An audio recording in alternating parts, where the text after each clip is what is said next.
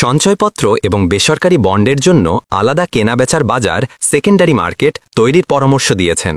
তিনি বলেছেন, রাজনৈতিক সদিচ্ছা থাকলে এই ধরনের একটি বাজার দ্রুত স্থাপন করা সম্ভব, যা দেশের আর্থিক কাঠামোকে মজবুত করবে। সোমবার রাজধানীর উত্তরায় বন্ড ও সুকুক মার্কেটের সম্ভাবনা নিয়ে আয়োজিত এক সেমিনারে গভর্নর এসব কথা বলেন। গভর্নর বলেন, বর্তমানে সঞ্চয়পত্র আংশিকভাবে বাজারের সঙ্গে যুক্ত হলেও এটিকে পুরোপুরি লেনদেনযোগ্য করে তোলা উচিত। এতে গ্রাহকেরা যেমন উপকৃত হবেন, তেমনি একটি শক্তিশালী সেকেন্ডারি মার্কেট তৈরি হবে এবং বাজারে তারল্য বৃদ্ধি পাবে। একইভাবে বেসরকারি বন্ডকে লেনদেনযোগ্য করার পরামর্শ দেন গভর্নর। তার মতে, একটি সঠিক কাঠামো নিশ্চিত করা গেলে রাতারাতি বন্ড মার্কেট দ্বিগুণ হতে পারে, যা পুরো আর্থিক খাতের জন্য ইতিবাচক হবে। আশানেইচ মনসুর বন্ড বাজারের জন্য দীর্ঘমেয়াদী তহবিলের উৎস হিসাবে বিভিন্ন সরকারি ও বেসরকারি তহবিলের ওপর জোর দেন।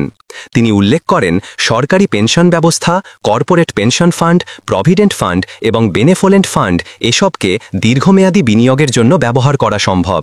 তিনি বলেন, এ ধরনের উদ্যোগ বাস্তবায়নের জন্য একটি কার্যকর পেনশন নিয়ন্ত্রণ কর্তৃপক্ষ গঠন করা প্রয়োজন, যা তহবিল ব্যবস্থাপনার সঠিকতা নিশ্চিত করবে।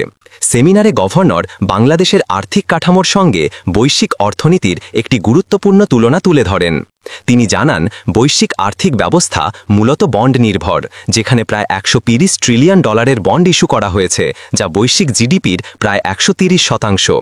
এর বিপরীতে বাংলাদেশের আর্থিক কাঠামো মূলত ব্যাংক নির্ভর। তিনি বলেন, এখানে দ্বিতীয় বৃহত্তম বাজার হল স্টক মার্কেট, যেখানে বিনিয়োগের পরিমাণ $90 ট্রিলিয়ন, আর তৃতীয় বৃহত্তম হল মানি মার্কেট, নগদ অর্থের বাজার, যার আকার মাত্র $60 ট্রিলিয়ন। এটি বাংলাদেশের আর্থিক ব্যবস্থার সম্পূর্ণ বিপরীত চিত্র। তিনি আরও জানান, দেশের বীমা খাত জিডিপির মাত্র 0.4%, যা গণনায় ধরার মতোও নয়। গভর্নর বলেন যে, অন্যান্য দেশের মতো বাংলাদেশেও চাহিদা ও সরবরাহ উভয় দিক থেকেই বন্ড বাজার গড়ে তোলা দরকার। বর্তমানে বাজারে সরকারি বন্ডের আধিপত্য রয়েছে, কিন্তু কর্পোরেট বন্ড মার্কেট প্রায় নেই বললেই চলে। তিনি এর পেছনে কারণ হিসাবে কর্পোরেট প্রতিষ্ঠানগুলোর ব্যাংক ঋণের ওপর নির্ভরশীলতাকে দায়ী করেন।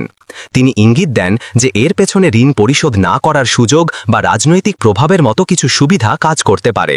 সুকুকের বাজার ইসলামী বন্ড খুবই ছোট উল্লেখ করে গভর্নর বলেন, এখন পর্যন্ত মাত্র 6টি সুকুক ইস্যু হয়েছে, যার মোট মূল্য 24,000 কোটি টাকা। তিনি দ্রুত এই বাজার বড় করার জন্য একটি নতুন ধারণার কথা বলেন।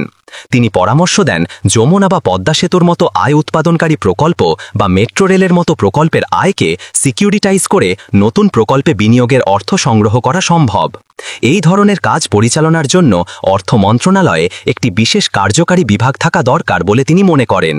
অনুষ্ঠানের শেষে আশানেইচ মনসুর জানান, বন্ড মার্কেট উন্নয়নের লক্ষ্যে বাংলাদেশ ব্যাংক ইতিমধ্যে একটি গবেষণা প্রতিবেদন তৈরি করেছে। খুব শীঘ্রই সুনির্দিষ্ট সুপারিশ সহ প্রতিবেদনটি সরকারের কাছে উপস্থাপন করা হবে। এই সুপারিশগুলোতে প্রচলিত এবং সুকুক উভয় ধরনের বন্ডের উন্নয়নের দিক নির্দেশনা থাকবে।